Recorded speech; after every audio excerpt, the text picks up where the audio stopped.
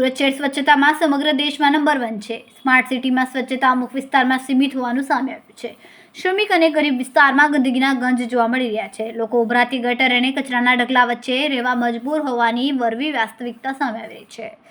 કોંગ્રેસના આગેવાને કહ્યું કે સતત બમણા ફૂંકનાર ભાજપ શાસકો ગરીબ શ્રમિક વસ્તી ધરાવતા વિસ્તાર સાથે કેવું ઓરમાયું વર્તન કરે છે, જેની આ કડવી વાસ્તવિકતા છે। હાલમાં જ્યાં પેટા ચૂંટણી છે એ સુરત મહાનગરપાલિકા વોર્ડ નંબર 18માં આવેલ આઝાદ ચોક ગલી નંબર 6 મીઠી ખાડી સ્લમ વિસ્તારની આ દુર્દશા રોજિંદી બની ગઈ છે।